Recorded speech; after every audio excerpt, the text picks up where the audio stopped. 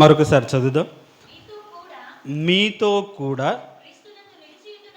క్రీస్తు నందు నిలిచి ఉండునట్లుగా మమ్మును స్థిరపరిచి అభిషేకించిన వాడు దేవుడే. దేవునికి స్తోత్రం. హల్లెలూయా చెప్దాం. ప్రైజ్ హల్లెలూయా.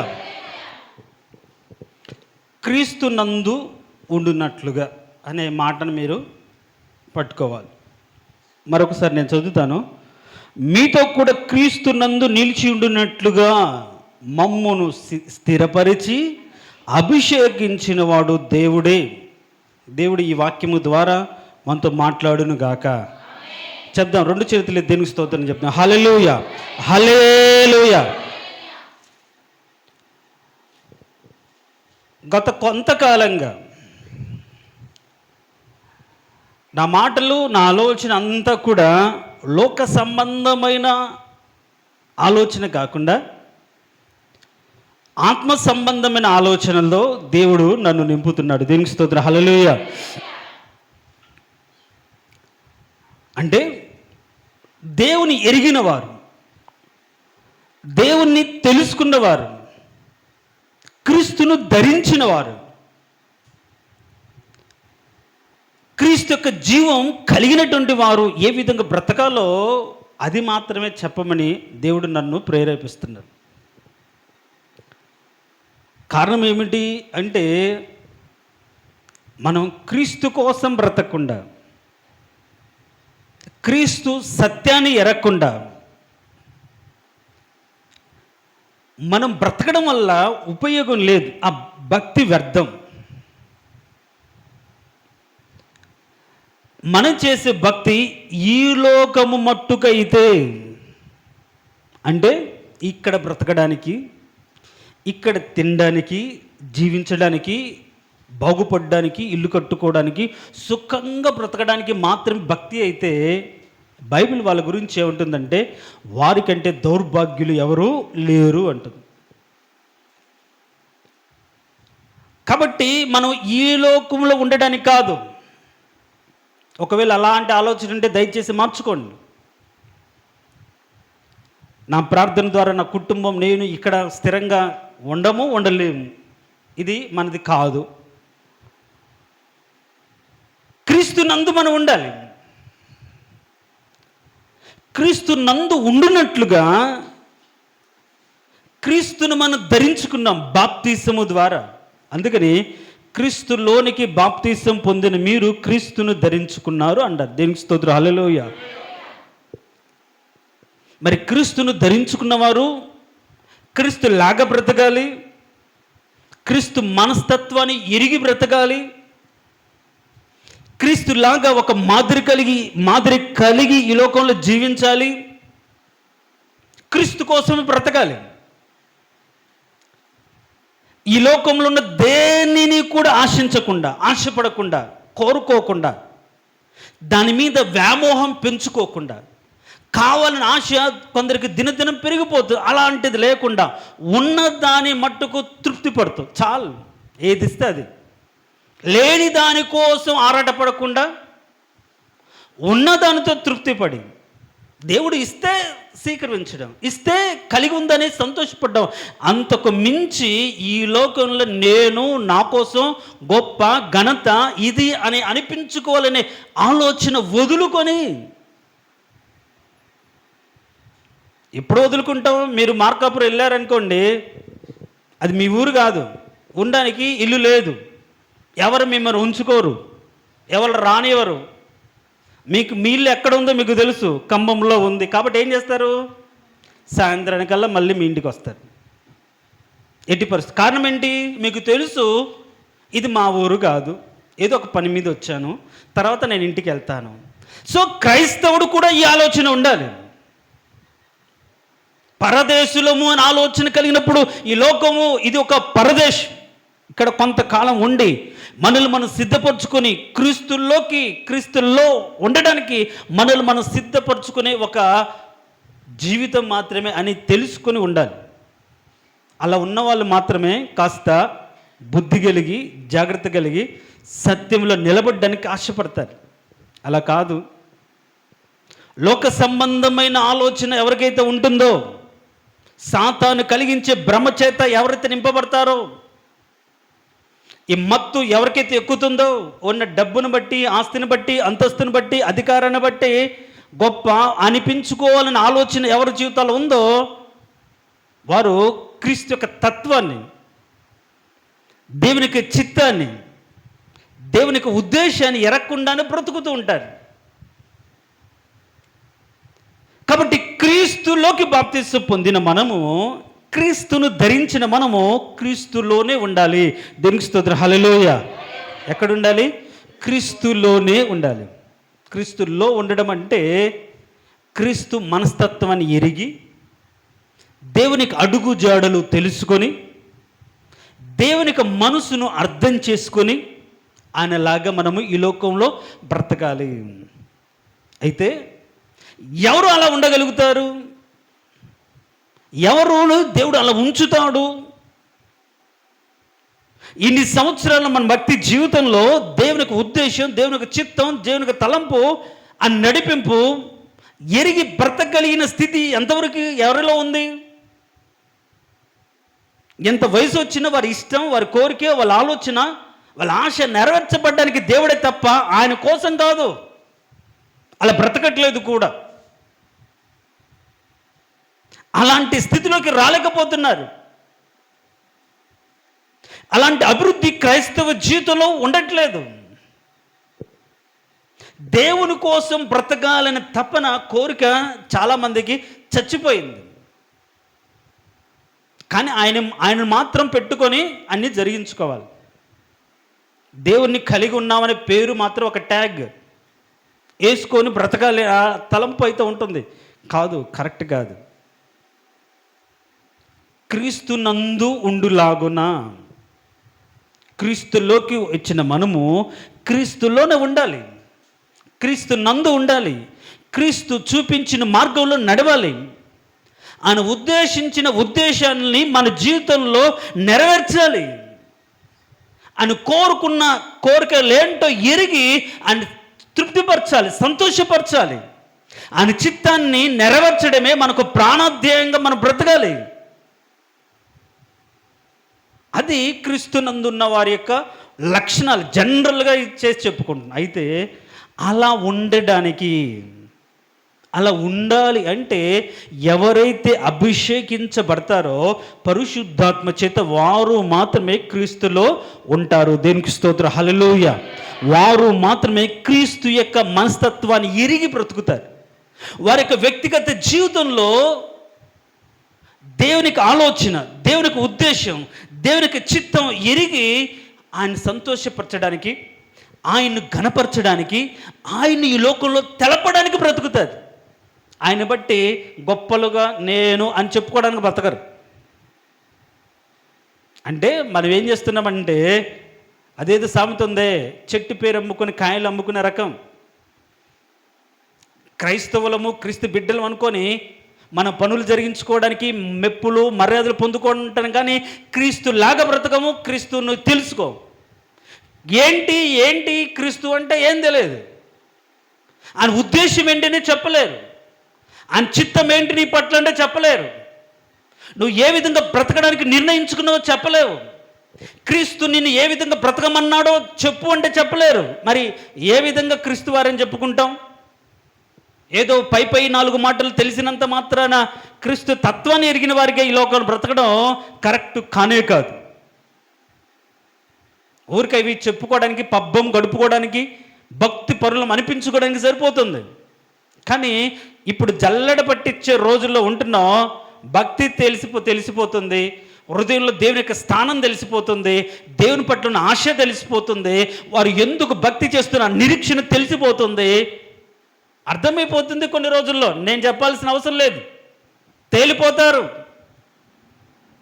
అయితే ఇలాంటి భయంకరమైన పరిస్థితులు ఎరిగినా మనం ముందే చెప్పుకున్నాం, జరగబో వీటినన్నిటిని తప్పించుకొని క్రీస్తు ఎదుట నిలుచుటకు శక్తివంతులు కావాలి. దేవునికి స్తోత్రం, హల్లెలూయా.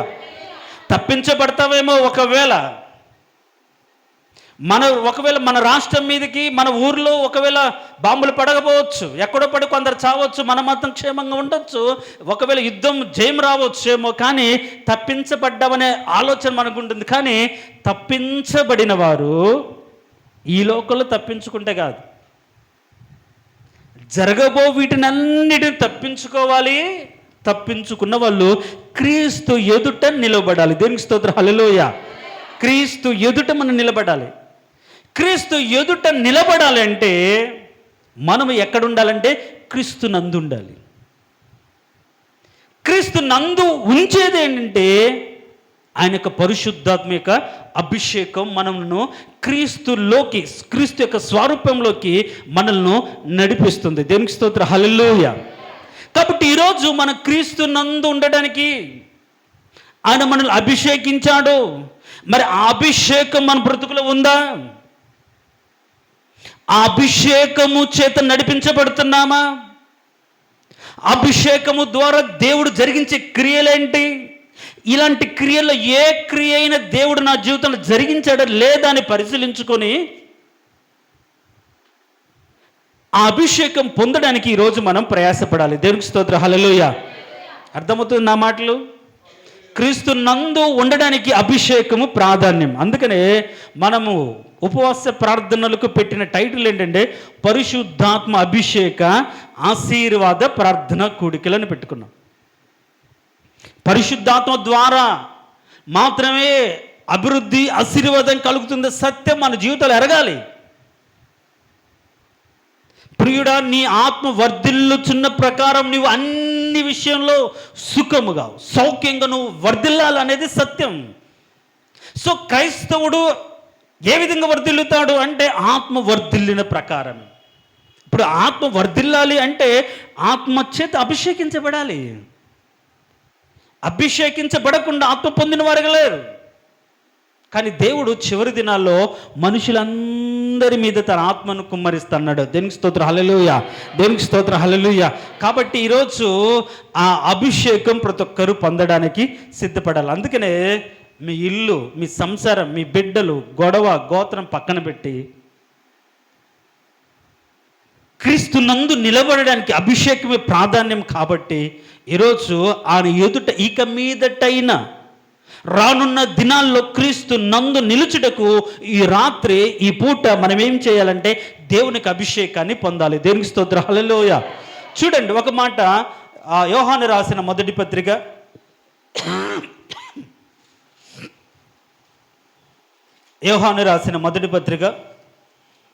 2వ అధ్యాయం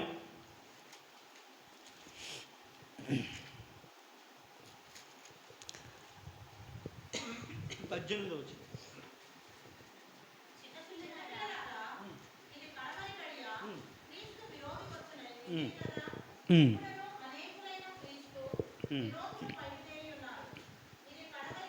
ఇది కడవరి గడియ,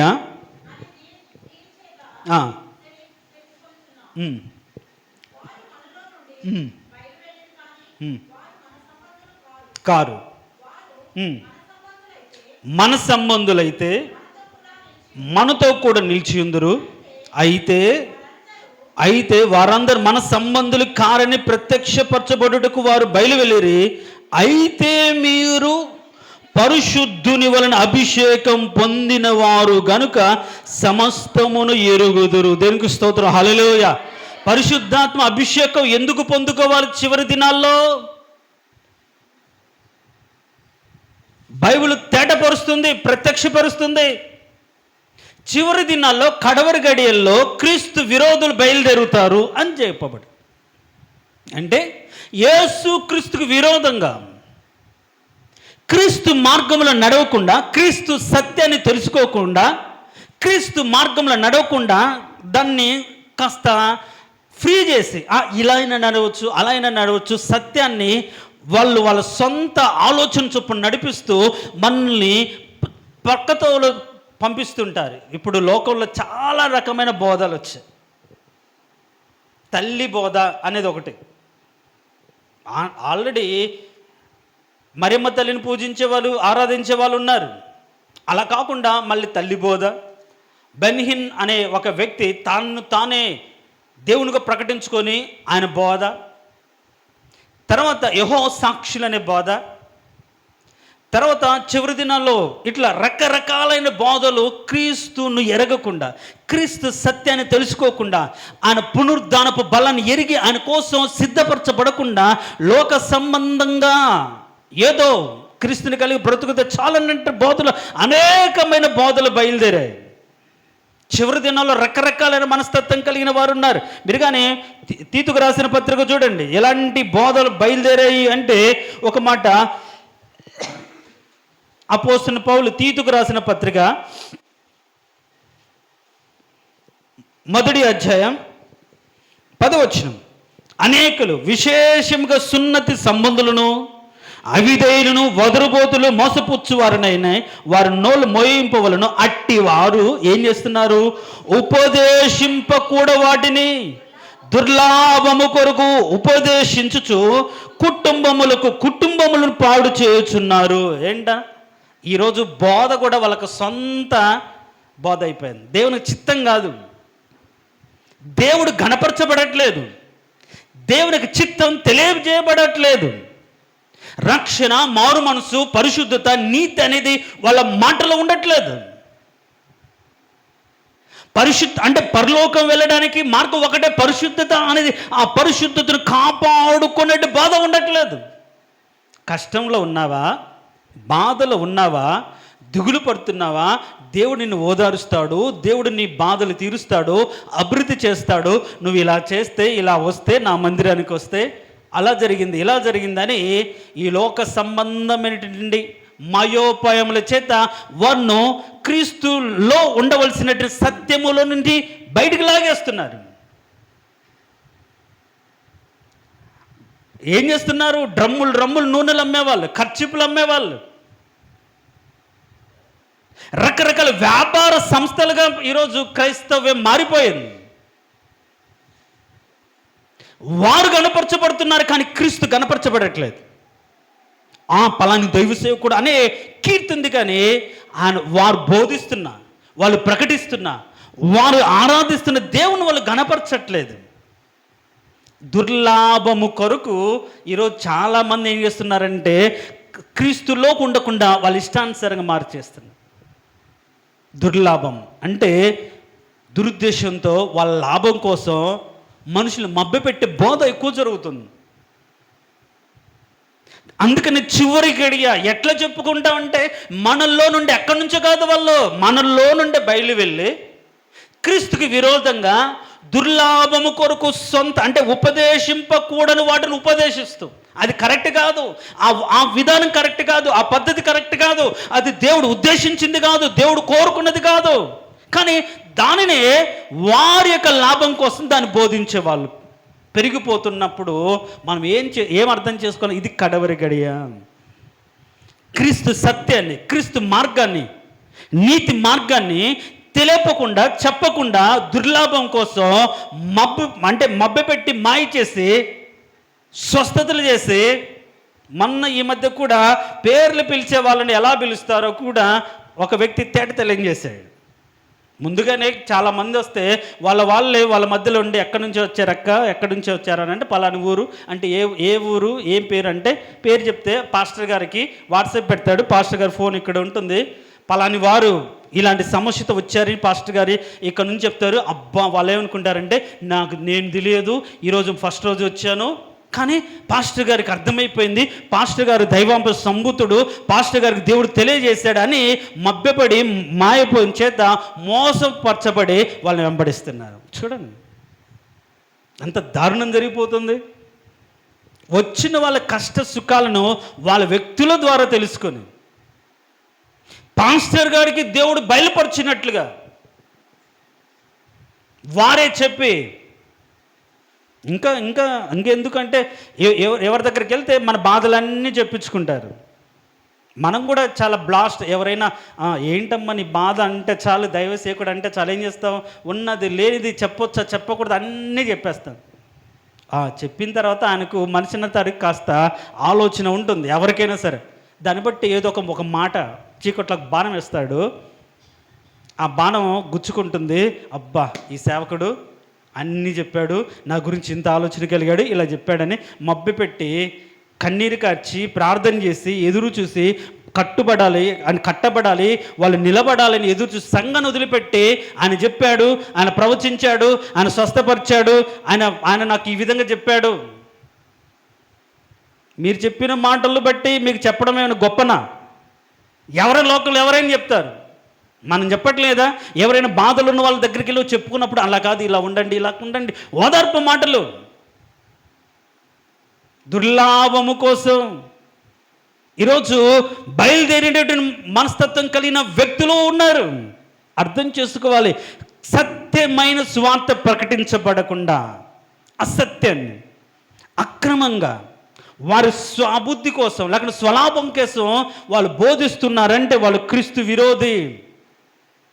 అలాంటి వాళ్ళు ఉన్నప్పుడు మనం ఏం చేసుకోవాలి? ఇది కడవరి గడియ అని మనం అర్థం చేసుకోవాలి. ఇది చివరి రోజులు, కడవరి గడియ. ఇప్పుడు క్రీస్తు విరోధులు ఎక్కడి నుంచి కాదు, మనలో నుండే బయలు వెళ్ళారు. ఇప్పుడు ఇలాంటి వ్యతిరేకమైన బోధ చేస్తున్న వాళ్ళు ఎవరు? క్రైస్తవులే. వాళ్ళు వేరే వాళ్ళు కాదు. సిద్ధాంతాల పేరిట, వాళ్ళకి తెలిసిన ఉద్దేశాల పేరిట క్రైస్తవాన్ని విభజించి ఇష్టానుసారంగా ప్రకటిస్తూ మారు మనసు, రక్షణ, క్రీస్తు తత్వం, నీతి, సత్యము, పరిశుద్ధత అనే వాటిని విస్మరించి కేవలం ఐశ్వర్యము, ఆనందము, ఆశీర్వాదము వాటిని ప్రకటిస్తూ మనుషులను నీతిలో నడిపించకుండా కేవలము వాళ్ళ యొక్క బాధలకు మాత్రమే దేవుడు అన్నట్లుగా ప్రకటించుకునే క్రైస్తవం మొదలైంది. కాబట్టి బాధ కలిగినా కష్టం కలిగినా మనం ఏం కలిగి ఉండాలంటే క్రీస్తుని కలిగి ఉండాలి. బయట ఒకవేళ బండ్లు ఏమైనా అడ్డు పెట్టారేమో, ఒకసారి యవనస్తులు ఉన్నారా? క్రేజ్ ఒకసారి చూడన్నా బ్లెస్ వాళ్ళు. దేవునికి స్తోత్రం. ప్రైజ్ లార్డ్, హల్లెలూయా చెప్దాం. 2 చేతులు ఎత్తి చెప్దాం, ప్రైజ్ లార్డ్, హల్లెలూయా. అయితే ఏది కరెక్ట్ బోధ? ఏ బోధను మనం అనుసరిస్తే క్రీస్తు సన్నిధిలో మనం ఉంటాం, క్రీస్తు తత్వాన్ని ఎరిగి పరిశుద్ధతలో నిలబడతాం అనేది, అలా బ్రతకడానికి దేవుడు ఈ చివరి దినాల్లో ఏం కలిగి ఉన్నామంటే ఆ పరిశుద్ధుని వలన అభిషేకం పొందిన వారే తెలుసుకుంటారు. దేవునికి స్తోత్రం, హల్లెలూయా. మరొకసారి చదువుదాం చూడండి. యోహాను రాసిన మొదటి పత్రిక 20 వచనం, 2:20. అయితే మీరు పరిశుద్ధుని వలన అభిషేకం పొందిన వారు గనుక సమస్తమును ఎరుగుదురు. ఏంటంట? పరిశుద్ధుని వలన అభిషేకం పొందినవారు. పరిశుద్ధుని వలన అభిషేకం పొందిన వాళ్ళు ఏం కలిగి ఉంటారు? ఏం అంటే సమస్తం అంటే ఏంటి? ఏది కరెక్ట్, ఏది వాస్తవం, ఏది నిజం. ఎందుకు అంటే ఒక మాట ఉంటుంది. ఈ మాట మీకు చూపించి ఆ వాక్యంలోకి వెళ్తాను. ఇది కొరింథీయులకు రాసిన మొదటి పత్రిక 2వ అధ్యాయం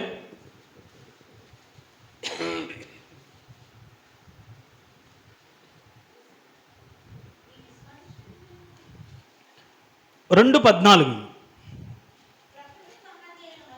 ప్రకృతి సంబంధమైన మనుష్యుడు దేవుని ఆత్మ విషయములను అంగీకరింపడు, అవి అతనికి వెర్రితనముగా ఉన్నవి. చాలా ఏంటంట? ప్రకృతి సంబంధమైన మనుషునికి దేవుని సంబంధమైన ఆత్మ సంబంధమైన విషయాల గురించి వాళ్ళు ఎరగడు. పైపెచ్చు అవి ఎలా ఉంటాయి?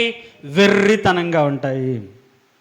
పరలోకము, పరిశుద్ధత, నీతి అనేవన్నీ కూడా వెర్రితనం. ఏంద్రా బాబు, లోకంలో బతికినంతకాలం సంతోషంగా ఉండాలి, ఆనందంగా బతకాలి, వీటన్ని వదిలిపెట్టి వైరాగ్యమని, భక్తి అని, తినకుండా తాకుండా, అదొద్దని ఇదొద్దని, అలా బ్రతికి ఇలా బ్రతికి ఏం ఉపయోగం? ఆ భక్తి ఏం ఎంజాయ్ చేస్తున్నావు? ఆ జీవితం ఉపయోగం ఏముంది అనే మనుషుల మధ్య వాళ్ళకి ఏమర్థం కాదు. అంటే ఈ లోకంలో బ్రతికే మనుషులకు ఎలా ఉంటుందంటే కనిపించని పరలోకం మనకు కనిపిస్తుందా? కనిపించలేదు, కానీ దానికోసం ఎదురు చూస్తున్నాం, ఉందని నమ్ముతున్నాం, చనిపోయిన తర్వాత తిరిగి లేస్తామని ఆశపడుతున్నాం. మన నిరీక్షణ ఇక్కడ కాదు, పరలోకం అని అంటున్నాం. ఈ మాటలు చెప్తే అసలు ఎవరు చూసారా చనిపోయిన తర్వాత, ఎవరికి తెలుసు అన్నట్టు చెప్పినప్పుడు వాళ్ళు ఎంజాయ్ లగ్జరీగా బతుకుతున్నప్పుడు, విచ్చలవిడిగా జీవిస్తున్నప్పుడు చాలామంది కూడా వాళ్ళు చూడు దేవుని నమ్మకపోయినప్పటికీ, దేవుని ఎరక్కపోయినప్పటికీ అంత ఆశీర్వదించబడ్డారు, అంత ఉన్నతంగా దీవించబడ్డారు. డబ్బు ఉంది, ధనం ఉంది, ఉద్యోగం ఉంది, సమస్యలు లేవు, బాధలు లేవు, ఎంత లగ్జరీ పోతుంది. అది కదా బతుకు అంటారు. కావాలా అలాంటి బతుకు? చెప్పండి.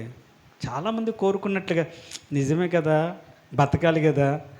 గమనించండి, అలాంటి బ్రతుకు కోరుకున్న వాళ్ళకి ఈ అంటే పరిశుద్ధత, నీతి అనేది చాలా వెర్రితనంగా ఉంటుంది. అలాంటి మరి ఎవరికి ఇది అర్థమవుతుందంటే ఆత్మ సంబంధమైన వ్యక్తికి మాత్రమే అర్థమవుతుంది. దేవునికి స్తోత్రం, హల్లెలూయా. అందుకని కింద వచ్చిన ఏముంటుంది? అవి ఆత్మానుభవం చేతనే వివేచింపదగును గనుక అతడు వాటిని గ్రహింపజాలడు. కింద ఏముంది? ఆత్మ సంబంధమైన వాడు అన్నిటిని వివేచించును. దేవునికి స్తోత్రం, హల్లెలూయా. చెప్దాం, రెండు చేతులు ఎత్తి చెప్దాం, ప్రైజ్ లార్డ్, హల్లెలూయా. ప్రకృతి సంబంధమైన మనుషుడు అంటే ఎవరైతే పరిశుద్ధాత్మ అనుభవం లేక, సత్యాన్ని గ్రహించలేక, హృదయంలో యథార్థత పొందలేక, నీతిలో బ్రతకాలైన స్థిరమైన ఆలోచన లేకుండా బ్రతుకుతున్న వారి జీవితంలో ఇదంతా వెర్రితనంగా ఉంటుంది. వాళ్ళకి అర్థం కాదు. వాళ్ళకు ఎప్పుడు కూడా దేవుడు అంటే ఇచ్చేవాడు, దేవుడు అంటే దీవించేవాడు, దేవుడు అంటే మనం అడగంగానే మన పనులు చేసే పెట్టేవాడు. ఒక పనోడిగా చేశారు ఈరోజు. ప్రభు అది చేయి, ఇది చేయి, నువ్వు వీళ్ళు వెళ్ళరు, వీళ్ళు అడగరు, ఈయనే వెళ్ళాలి, ఈయనే అడగాలి, ఈయనే సంపాదించాలి, ఆయన ఇవ్వాలి. ఇంట్లో కూర్చొని ప్రార్థన చేస్తే అన్నీ జరిగిపోవాలి. మనం ఏమీ చేయము, కనీసం ఆ విధంగా ప్రయాసపడం. కానీ దేవుని సన్నిధికి వస్తే మాత్రం దేవునికి ఆర్డర్స్ ఇస్తే, ప్రభా అది ఇలా చెయ్యండి ప్రభా, అలా రావాలి ప్రభా, ఇలా కావాలి ప్రభా, ఇది మీరు చెయ్యండి అని అడ్రస్. దేవునికి ఉద్దేశాన్ని ఎరిగి బ్రతకం, దేవునికి చిత్తం తెలుసుకోవడం చాలామందికి వెర్రితనంగా ఉంటుంది.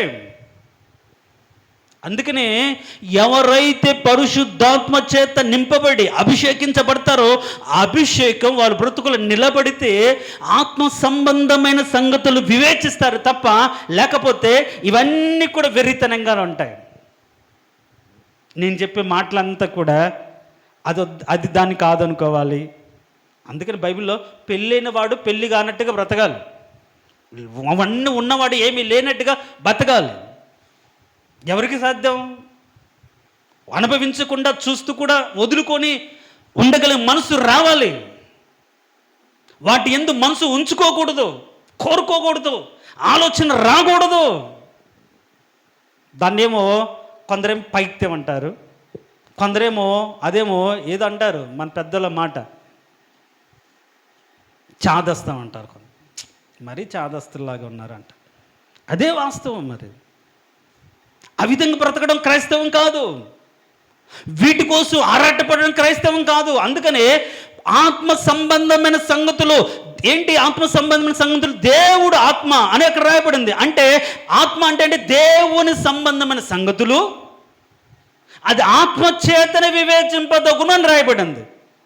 అంటే దైవ సంబంధమైన సంగతులు అవి ఆత్మ సంబంధమైన సంగతులు అని అర్థమైనప్పుడు నువ్వు ఆత్మను పొందలేక, అభిషేకం నీకు లేకపోతే ఏమర్థమవుతుంది? దేవుని మనసు ఏమర్థమవుతుంది? దేవుని నీతి ఏమర్థమవుతుంది? ఆ పరిశుద్ధత నీకు ఏ విధంగా ఇచ్చాడో ఏమర్థమవుతుంది? ఆ పరిశుద్ధత ఇవ్వడానికి ఆయన ఎంత శ్రమ పడ్డాడో, ఎంత నలగొట్టబడ్డాడో, ఎలాంటి స్థితి అనుభవించి నీకు ఒక మార్గం సిద్ధపరచడు, ఏం తెలుసుకుంటావు? ఏమీ అర్థం కాదు. అందరితో పాటు మనం మారు మనసు పొందాం, బాప్తీసం తీసుకున్నాం. చాలామంది మనుషుల కోసం, పదవుల కోసం బాప్తీసాలు తీసుకున్న విషయాలు కూడా విన్నాం. అలా కాదు, క్రీస్తును ధరించుకోవడానికి మనం బాప్తీసం తీసుకోవాలి. ఆ మాట విన్న మనము క్రీస్తును ధరించుకున్న వారి జీవితాల్లో ఆ క్రీస్తులో నిలబెట్టి క్రీస్తు సత్యాన్ని ఎరిగి బ్రతకడానికి దేవుడు వారిని ఏం చేస్తాడంటే అభిషేకిస్తాడు. దేవునికి స్తోత్రం, హల్లెలూయా. చెప్దాం, హల్లెలూయా. అభిషేకం మనలో నిలిస్తే ఆ అభిషేకం మనల్ని అన్నిటి ఎరిగేటట్టుగా చేస్తుంది. అదేగా మనం చదువుకున్నాం,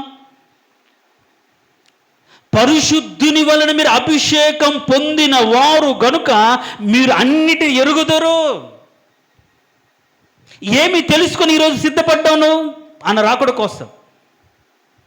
అన్నిటిని ఎరుగుదురు అన్నప్పుడు నువ్వు ఆత్మచేత నింపబడితే, ఆత్మచేత నడిపించబడితే జరుగుతున్న పరిస్థితులు, పరిణామాలు, వాటిని అర్థం చేసుకొని జాగ్రత్త పడడానికి నీ ఆత్మ నిన్ను రేపుతూ ఉంటాడు.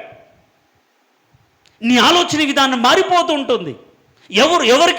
ఎవరైతే పరిశుద్ధాత్మ చేత నింపబడి నడిపించబడుతున్నారో వాళ్ళు, అమ్మో ఇది చివరి గడియ, ఇది కడవరి గడియ, ఇదిగో ఇలాంటి ప్రపంచ పరిణామాలు ఇలా మారిపోతున్నాయి, దేశ పరిస్థితులు ఇలా మారిపోతున్నాయి, బోధకులు ఇలా బయలుదేరారు, అబద్ధక బోధకులు పుట్టుకొస్తున్నారు, మనలో నుండి మనల్ని మభ్యపెట్టే వాళ్ళు తయారవుతున్నారు, క్రీస్తులో నిలబడకుండా మనల్ని ఏ విధంగా అయినా సరే దూరం చేసే వాళ్ళు మన మధ్యలోనే ఉన్నారు అనే భయము, ఆలోచన ఎవరైతే పరిశుద్ధాత్మ చేత నింపబడి అభిషేకం నిలుపుకున్న వారికి తెలుస్తుంది. లేకపోతే వాళ్ళతో కలిసిపోతారు, వాళ్ళలాగా నడుస్తారు, వాళ్ళలాగా బ్రతుకుతారు. పరిశుద్ధుని వలన అభిషేకం పొందిన వారు సమస్తమును ఎరుగుదురు. అయితే ఈరోజు నీకేం తెలుసు? ఏమి ఎరుగుతారు? సమస్తమును ఎరుగుదురు అంటే అన్నీ తెలిసిపోతాయా? దేవుడు కావాల్సిన నడిపింపు ఇస్తాడు. ఏ విధంగా నువ్వు కట్టుకోవాలి, ఏ విధంగా బ్రతకాలి, ఏ విధంగా క్రీస్తులు నిలబడాలి, నీ సాక్ష్యాన్ని కాపాడుకోవాలి, చివరి దినాల భక్తి పోకుండా ఏ విధంగా నువ్వు సిద్ధపడి అన్నిటిని కూడా వాక్యానుసారంగా ఎరిగి బ్రతకడానికి కావాల్సిన కృపను అభిషేకం మనకు అనుగ్రహిస్తుంది. దేవునికి స్తోత్రం. హల్లెలూయా చెప్దాం, రెండు చేతులే చెప్దాం. ప్రేలుడ హల్లెలూయా చెప్దాం. హల్లెలూయా. అబద్ధ బోధకులు బయలుదేరుతున్నారు, అసత్యం ప్రబలిపోతుంది, క్రీస్తు నుండి మనల్ని వేరు చేసే అనేక రకాల బోధలు బయలుదేరుతున్నప్పుడు ఏది సత్యమైన బోధో, ఏది క్రీస్తుల్లో నిలబెట్టే బోధో, ఏది క్రైస్తవేమో, ఏది క్రీస్తుల్లోకి మనం నడిపిస్తుందో, ఏది క్రీస్తు ఎదుట మనం నిలబెడుతుందో వాటిని ఎరగలిగిన శక్తి ఎవరికి కలిగి ఉంటారంటే ఎవరైతే ఆ పరిశుద్ధుని వలన అభిషేకం పొందినవారు. ఎందుకు పొందాలి పరిశుద్ధాత్మ అభిషేకం అంటే చివరి దినాల్లో నీవు కట్టుకోవడానికి, అన్నిటిని గ్రహించడానికి. అందుకనే ఆయన నిన్ను సర్వ సత్యములోనికి నడిపిస్తాడు అని రాయబడింది. దేవుని స్తోత్రం. హల్లెలూయా. ఎట్లా నడిపిస్తాడు? పరిశుద్ధాత్మ మనలోకి వచ్చినప్పుడు, మన మీదకి వచ్చినప్పుడు, లేకపోతే పరిశుద్ధాత్మ చేత మనం నడిపించినప్పుడు ఆయన మనల్ని ఏం చేస్తాడు? సర్వ సత్యములోకి నడిపిస్తాడు. ఏది సత్యం, ఏది వాస్తవం, ఎలా బ్రతకాలి అనేది పరిశుద్ధాత్మ ద్వారా మనకు అర్థమవుతుంది, ఎరుగుతాం. అలా కాకుండా ఏమి తెలియకుండా బ్రతుకుతున్నామంటే నీకు ఏం లేదంటే పరిశుద్ధాత్మ అభిషేకం లేదు, అని శక్తి నువ్వు పొందుకోలేదు. అందుకని ఇప్పుడు మనం చదివిన దాంట్లో ప్రకృతి సంబంధమైన వాడు దైవ సంబంధమైన ఆత్మ సంబంధమైన సంగతులు వివేచించలేడు. అది వాడికి వెర్రితనం. ఆత్మ యొక్క నడిపింపు, ఆత్మచేత నింపబడడం, ఆత్మచేత తాకబడ్డం, ఆత్మచేత రేపబడ్డం, ఆత్మలో ప్రార్థించడం, ఆత్మలో మూలగడం అన్నీ కూడా వెర్రితనంగా. అది ఎప్పుడుందండి? ఎప్పుడో అది ఆది అపోస్తుల సంఘంలో జరిగి ఎప్పుడెక్కడ ఉంది ఆత్మ? మారు మనసు పొందినవాడు ఆత్మను పొందినవాడే అంటాడు. నేను అంటాను నిజమే, మారు మనసు పొందిన ఆత్మను పొందినవాడు, ఆత్మ పొందినవాడు సర్వసత్యంలోకి నడవాలి కదా, నీతిగా బ్రతకాలి కదా, నీతిగా జీవించాలి కదా, పరిశుద్ధతను కాపాడుకోవాలి కదా. ఎందుకు అలా కాపాడుకోలేకపోతున్నాడు? యేసు ప్రభువును ఒప్పుకున్నవాడు దుర్నీతి నుంచి తొలగిపోవాలి, ఆ తొలగిపోవాలని ఆలోచన కూడా లేకుండా బ్రతుకుతున్నారు కదా క్రైస్తవులు. మరి వాళ్ళు ఏ ఆత్మ పొందుకున్నట్టు లెక్క? ఏమి వివేచిస్తున్నారు వాళ్ళు క్రీస్తుని గురించి? కాబట్టి ఈ చివరి దినాల్లో జరుగుతున్న పరిస్థితులన్నిటినీ నీకు బోధించాలి అంటే, అమ్మో ఇది పలానా చోట ఇలా జరిగింది కాబట్టి వాక్యం ఇలా చెప్తుంది, నువ్వు ఇలా సిద్ధపడాలి అని నీవు ఒంటరిగా ఉన్నా, ఎక్కడ ఉన్నా నీకు బోధించేది ఎవరంటే నీలో నిలబడ్డ అభిషేకం నీకు బోధిస్తుంది. మీరు కానీ అదే మనం చదివిన ఆ కంటెస్ట్లోనే చూడండి, యోహాను రాసిన మొదటి పత్రికలో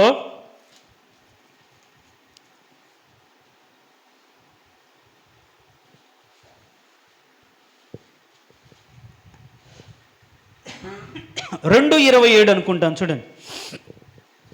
అయితే ఆయన వలన మీరు పొందిన అభిషేకం మీలో నిలుచుచున్నది కనుక ఎవడునే మీకు బోధింపనక్కర్లేదు. ఆయన ఇచ్చిన అభిషేకము సత్యమే కానీ అబద్ధము కాదు. చూడండి, అది అన్నిటిని గూర్చి మీకు బోధించుచున్న ప్రకారముగాను, ఆయన మీకు బోధించిన ప్రకారముగాను ఆయనలో మీరు నిలుచుచున్నారు. దేవునికి స్తోత్రం. హల్లెలూయా. అంటే పరిశుద్ధాత్మ శక్తి చేత ఎవరైతే నింపబడి బ్రతుకుతుంటారో వారికి ఎవరో చెప్పాల్సిన అవసరం లేదు. వాళ్ళ హృదయంతరంగా ఆత్మ దేవుడు వారిని నడిపిస్తాడు, వారు బోధిస్తాడు. వారు బాబు ఇలా కాదు, ఇలా ఉండు, ఇలా నేర్చుకో, ఇలా నిలబడు అని హృదయంతరంగా ఉన్న అభిషేకం, వారి మీద ఉన్న అభిషేకం వారికి బోధిస్తూ ఉంటుంది. ఎవరో బోధించాల్సిన అవసరం లేదు, ఎవరో చెప్పాల్సిన అవసరం లేదు. నేను అంటాను, సత్యమును గురించి సంగతి నీకు నీ హృదయంలో ఎవరు బోధిస్తున్నారు? నీతిని గురించిన సంగతి నీకు ప్రేరేపించే వాళ్ళు ఎవరు? పరిశుద్ధతలు నిలబడాలి, పరిశుద్ధత కోసం బ్రతకాలి, క్రీస్తులాగా జీవించాలని బోధ నీ హృదయాంతరంగంలో జరుగుతుందా? పరిశుద్ధతలోనే ఉండాలి. ప్రాణం పోయినా సరే పరిశుద్ధునిగా బ్రతకాలని తపన నీ హృదయంలో ఎవరు కలగజేస్తున్నారు? ఏముందిలే, ఇదంతా మనుషులమే కదా, తప్పదులే అనే ఆలోచన బట్టి బ్రతుకుతున్నారా? అయితే నీవు ఆత్మ సంబంధమైన వ్యక్తివి కాదు, ప్రకృతి సంబంధమైన వ్యక్తివి. లోకంలో బ్రతకడానికి నువ్వు జీవిస్తున్నావు అంతే. క్రీస్తు కోసం, క్రీస్తుని కలిగి ఆత్మ సంబంధం అంటే దైవ సంబంధమైన సంగతి వివేచించగలిగిన అభిషేకాన్ని నువ్వు పొందుకోలేదు. మారు మనసు పొందావు, బాప్తిసం తీసుకున్నావు, మునిగావు, లేచి, అంతే. మార్పు ఏమీ లేదు. ఈ చివరి దినాల్లో బ్రతుకుతుండగా నిన్ను నీవు కాపాడుకొని క్రీస్తు ఎదుట నిలబడ్డానికి శక్తి పరిశుద్ధాత్మ ద్వారానే కలుగుతుంది. దేవునికి స్తోత్రం, హల్లెలూయా. అందుకనే పరిశుద్ధాత్మ మీ మీదకి వచ్చినప్పుడు మీరు శక్తి పొందుకుంటారు. దేవుని ఎదుట, పరిశుద్ధుని ఎదుట నీతిగా నిలబెట్టగలిగిన శక్తి పరిశుద్ధాత్మదే. మరి ఆత్మ అనుభవం లేకుండా, ఆత్మ చేత నువ్వు నింపబడకుండా ఎట్లా ఇంకెంతకాలం బతుకుతారు? ఇంకెంతకాలం లోక సంబంధం ఆలోచన బట్టి బతుకుతారు, ఇచ్చల కోసం బ్రతుకుతారు. కాబట్టి ఈరోజు అభిషేకం ఎందుకు పొందుకోవాలి అంటే క్రీస్తు నందు మనం నిలబడ్డానికి. దేవునికి స్తోత్రం, హల్లెలూయా. 2, ఆయన చేత బోధించబడి క్రీస్తులో సత్యంలో నిలబడ్డానికి మనలో ఏముండాలంటే అభిషేకం ఉండాలి. అందుకని మనం చదువుకున్న దాంట్లో 1 బోధించి నడపడానికి, సమస్తాన్ని అర్థం చేసుకొని క్రీస్తుని ఎరిగి బ్రతకడానికి పరిశుద్ధాత్మ అవసరం. కాబట్టి ఈరోజు మనం చేసే ప్రార్థన ఏంటంటే, ఇక మీదట మన నడబోయే తలంపులు, ఆలోచనలు ఏదైనా సరే మన సొంత ఇష్టం చొప్పున కాకుండా, సొంత ఆలోచన చొప్పున కాకుండా, సొంత అభిప్రాయం చొప్పున కాకుండా ఏం చేయాలంటే, నువ్వు అభిషేకము చేత నింపబడి అభిషేకం నీలో నిలుపుకున్న దాన్ని బట్టి ఆత్మదేవుడే నిన్ను నడిపించాలి. దేవునికి స్తోత్రం, హల్లెలూయా. అందుకే చెప్పాను, ఈరోజు మిమ్మల్ని బయటికి పంపించేది లేదు.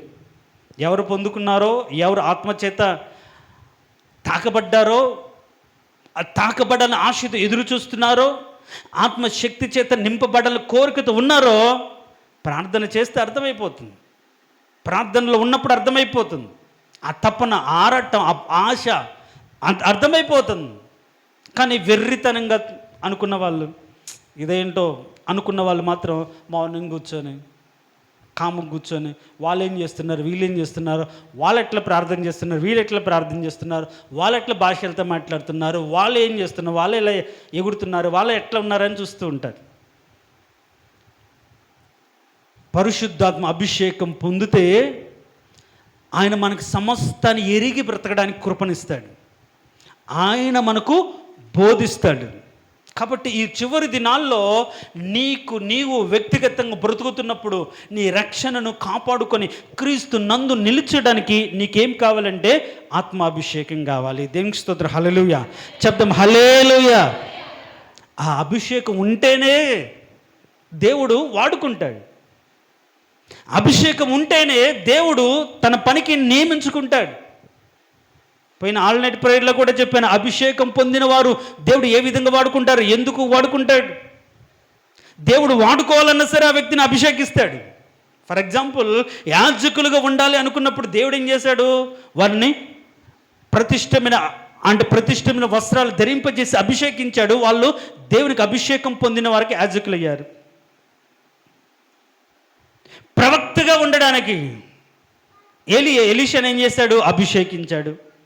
పోయిన వారం పోయిన నెలలు చెప్పుకున్నాం. ఈవెన్ పరిచారకులుగా ఉండడానికి కూడా ఏర్పరిచి ప్రతిష్ఠించి అభిషేకం పొందాలి. దేవుని పని చేయాలన్నా, దేవుని పని మనం జరిగించాలన్న అభిషేకం మనలో ఉండాలి.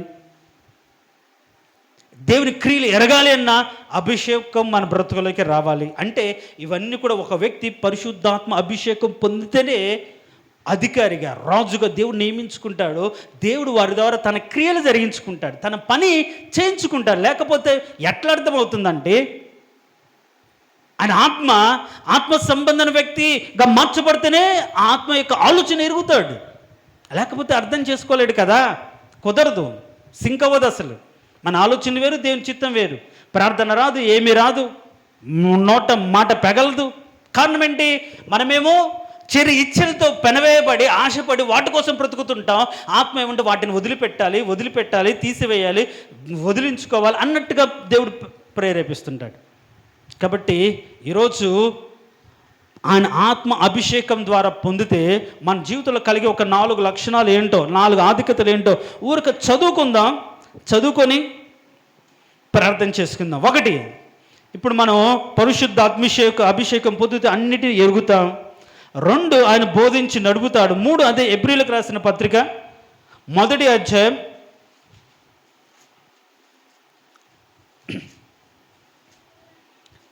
9వ వచనం అనుకుంటా.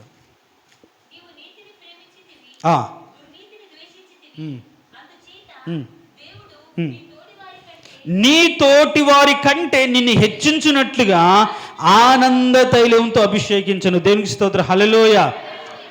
తోటి వారి కంటే హెచ్చించబడాలి అంటే కూడా ఏముండాలి చెప్పండి అమ్మా? దేవుడు అభిషేకించాలి. సౌలు కంటే ఉన్నతంగా హెచ్చించబడ్డానికి దేవుడు దావీదును అభిషేకించాడు.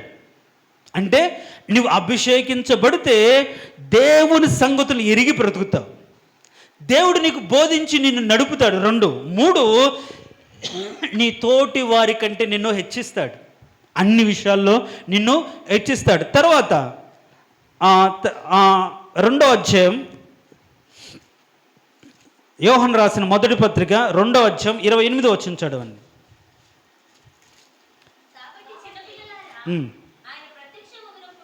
ఆయన ప్రత్యక్షమగునప్పుడు, ఆయన రాకడ యందు మనము ఆయన ఎదుట సిగ్గుపడక ధైర్యంగా కలిగి ఉండినట్లు మీరు ఆయన యందు నిలిచి ఉండడు. దేవునికి స్తోత్రం, హల్లెలూయా. అంటే పరిశుద్ధాత్మ పొందిన వారే దేవుని యందు నిలబడతారు. మనం ఇందాక చెప్పుకున్న సూచనల్లో వీటినన్నిటిని తప్పించుకొని శక్తిమంతులై ఎక్కడ నిలబడాలి? మనుష్య కుమారుని ఎదుట నిలబడాలన్నాడు కదా. ఎవరైతే పరిశుద్ధాత్మ అభిషేకం వాళ్ళు నిలుస్తుందో వారిని మాత్రమే అభిషేకం ఆత్మ దేవుని ఎదుట నిలబడతారు. ఇప్పుడు రాకడలో. సో రాకడలో మనం నిలబడాలి అంటే మన బ్రతుకులు ఏముండాలి అంటే ఆత్మ చేత నింపబడిన ఒక ఉన్నతమైన అనుభవంలోకి మనం రావాలి. ఆత్మచేత అభిషేకించబడిన స్థితిలో రావాలి. ఎప్పుడైతే ఆత్మచేత అభిషేకించబడతామో మనలో ఉన్న పాత, రోత, నీచ నికృష్ట క్రియలన్నిటిని వదులుకొని ఆత్మ సంబంధమైన సంగతులు ఎరిగి దానికోసం బ్రతుకుతూ నీతిని కాపాడుకొని పరిశుద్ధతను ఎరిగి అలా బ్రతుకుతాం. కాబట్టి రేపు దేవుని ఎదుట నిలబడగల శక్తి పరిశుద్ధాత్మ ద్వారా మనం కలిగి ఉంటాం. కాబట్టి జరగబో వీటినన్నిటిని తప్పించుకునే మాట మనం చదివాం కదా. ఎలా తప్పించుకుంటామంటే ఒకరి వ్యక్తి జీవితంలో అభిషేకం నిలిస్తే వారిని తప్పించుకొని దేవుని ఎదుట నిలబడతాం. అంటే రాకడలో దేవుని ఎదుట నిలబడే శక్తి పరిశుద్ధాత్మ అభిషేకం ద్వారా కలుగుతుంది. నెక్స్ట్ తర్వాత ఇంకొక మాట చూద్దాం. రాజుల మొదటి గ్రంథం 19వ అధ్యాయం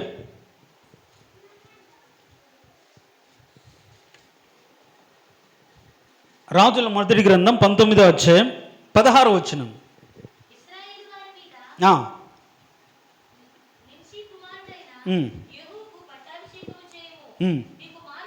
నీ కుమారుగా ప్రవక్తగా ఉండుటకు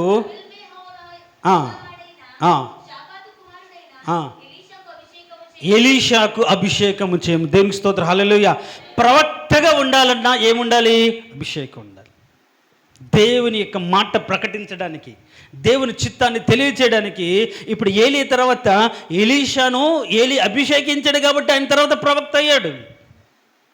సో మనం ప్రవక్తగా ఉండడానికి సంఘములో కొందరు ప్రవక్తలుగా చేశాడు. అందుకే పోయిన వారం ఆయనకు ఆత్మ వరాల గురించి మనం చెప్పుకుని కొందరు బోధకులుగా, కొందరు కాపరులుగా, కొందరు సువార్థికులుగా, కొందరిని ఏం చేస్తారు, ప్రవక్తలుగా ఉంచుతాడు.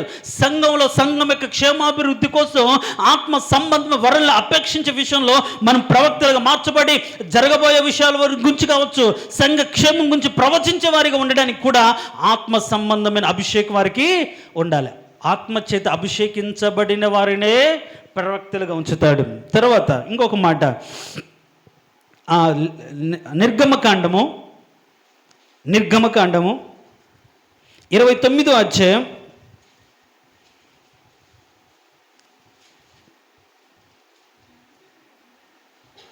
28వ అధ్యాయం చూడండి. 28:41 చదవండి చాలు.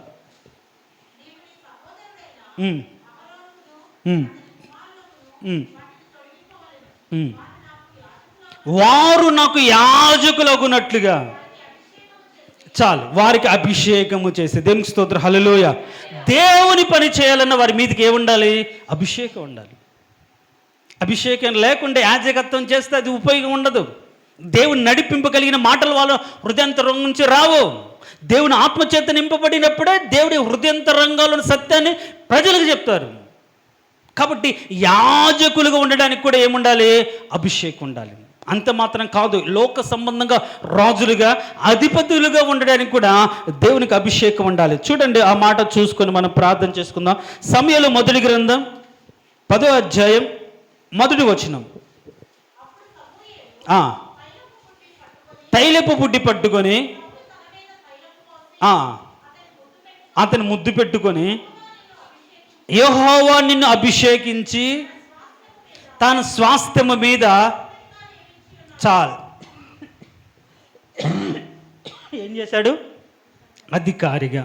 ఇంకొక మాట అదే అధ్యాయంలో చూడండి, 15-17 వచ్చింది చూడండి. 15వ అధ్యాయం 1-17. సమూయేలు మొదటి గ్రంథం 15వ అధ్యాయం 1వ వచనం.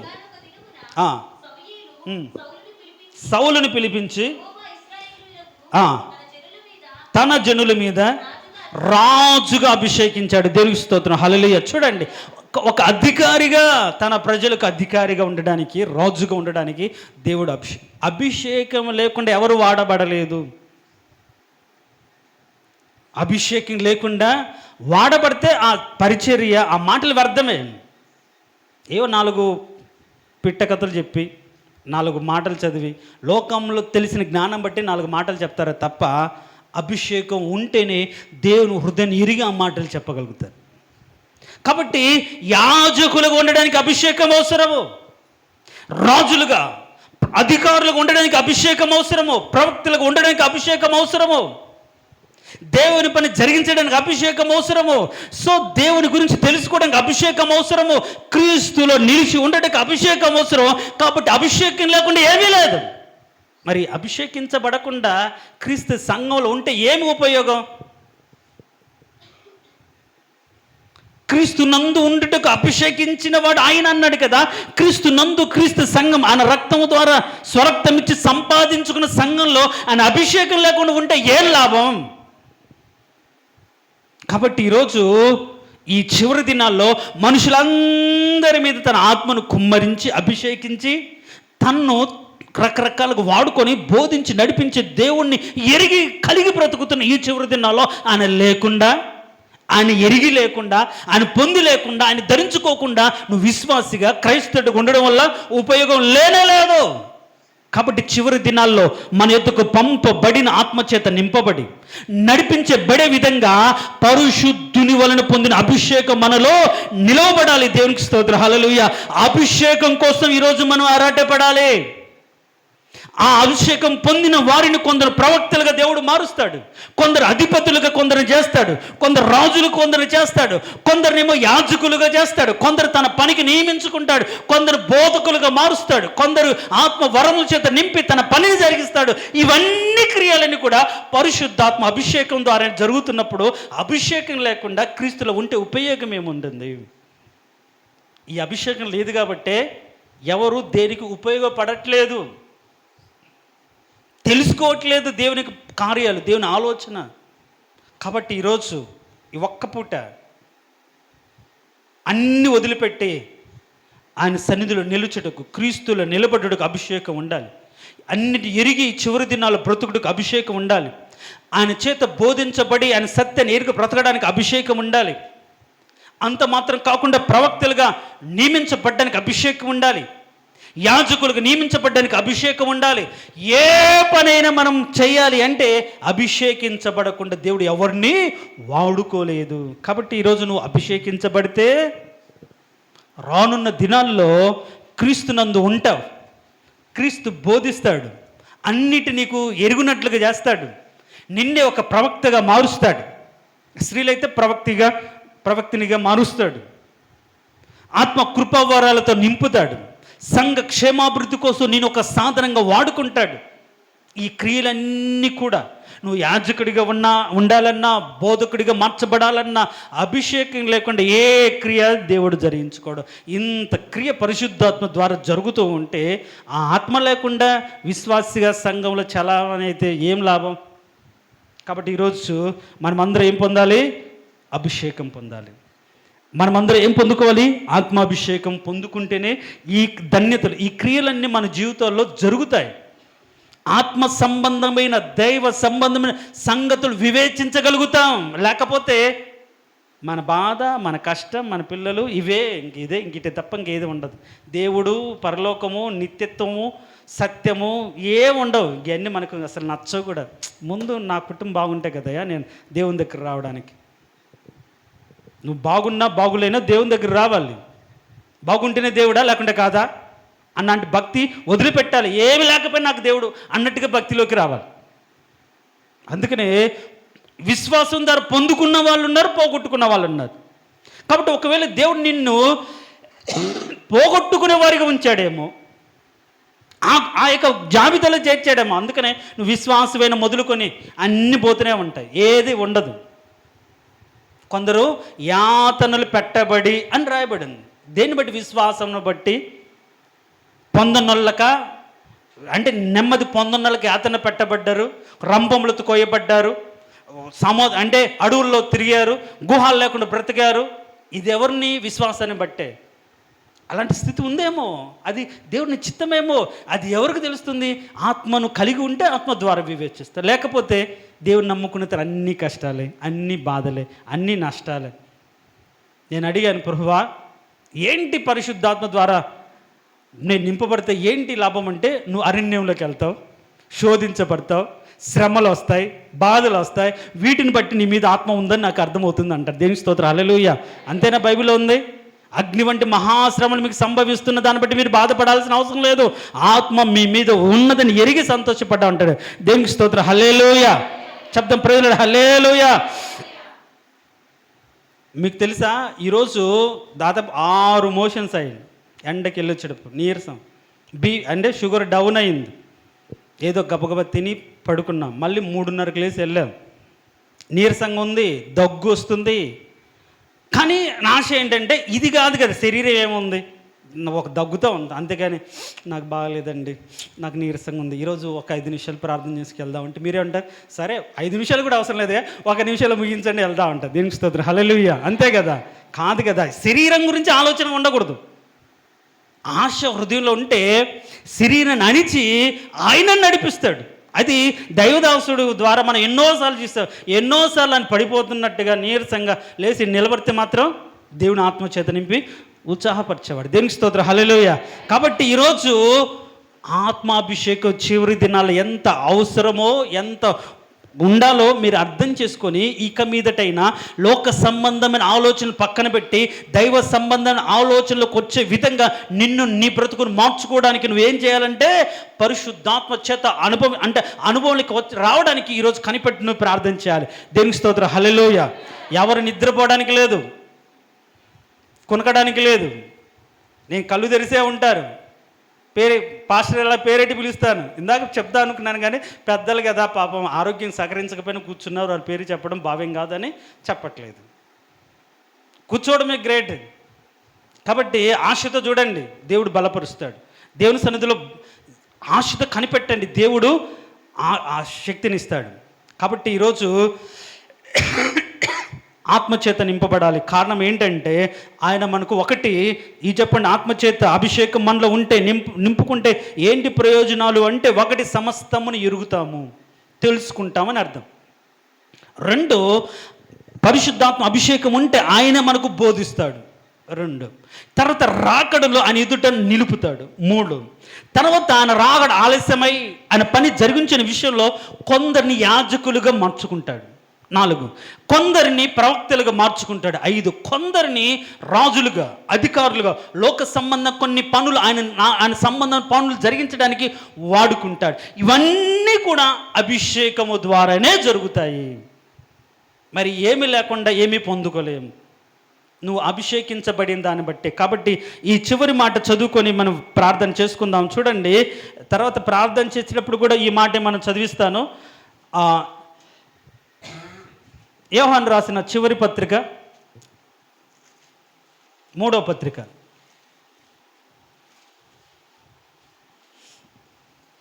2వ వచనం. ప్రియుడా, నీ ఆత్మ వర్ధిల్లుచున్న ప్రకారము నీవు అన్ని విషయంలో వర్ధిల్లుచు సౌఖ్యంగా ఉండవలెను. దేవునికి స్తోత్రం, హల్లెలూయా. దేన్ని బట్టి సౌఖ్యం? దేవుని బట్టి వర్ధిల్లుతావు. ఆత్మ వర్ధిల్లాలంటే ఆత్మ ఉండాలి కదా, ఆత్మ అభిషేకంతో నింపబడాలి కదా. ఆత్మ వర్ధిల్లుచున్న దానిని బట్టి అన్ని విషయంలో నువ్వు నీతిగా బ్రతుకుతే అన్నీ వస్తాయండి. నువ్వు సత్యాన్ని కోసం బ్రతుకుతే అన్ని సమకూరుస్తాడండి. భయపడాల్సిన అవసరం లేదు, వాటి కోసం అటు ఇటు ఆలోచించాల్సిన అవసరం లేదు. నువ్వు ఆత్మ సంబంధం వ్యక్తిగా బ్రతుకు చాలు. ప్రకృతి సంబంధమైతే వాటన్నిటిని కూడా దేవుడు అన్నిటి అనుకూలపరుస్తాడు. కాబట్టి నీ ఆత్మ వర్ధిల్లుచున్న ప్రకారము అన్నప్పుడు వర్ధిల్లడానికి ఉండాలి కదా. కాబట్టి ఉండాలంటే పొందుకోవాలి. కాబట్టి పొందుకునే విధంగా ఈరోజు మనం ప్రార్థన చేద్దాం. తలలు వంచండి, తలలు వంచండి. తలలు వంచిన మనం ఒక క్లుప్త ప్రార్థన చేసుకుందాం. ఎందుకంటే టీ సిద్ధమయ్యాయి, మళ్ళీ చల్లారిపోతాయి, మళ్ళీ తర్వాత ఎక్కువసేపు మనం ప్రార్థన చేస్తాం, అప్పుడు చేస్తాం. కాబట్టి తలలు వంచిన వాళ్ళు చెప్పబడిన మాటలు వింటూ, చెప్పబడిన మాటల కోసం, ప్రభువా మేము నీ అభిషేకం కోసం కనిపెట్టి ప్రార్థించబోతున్నామయ్యా.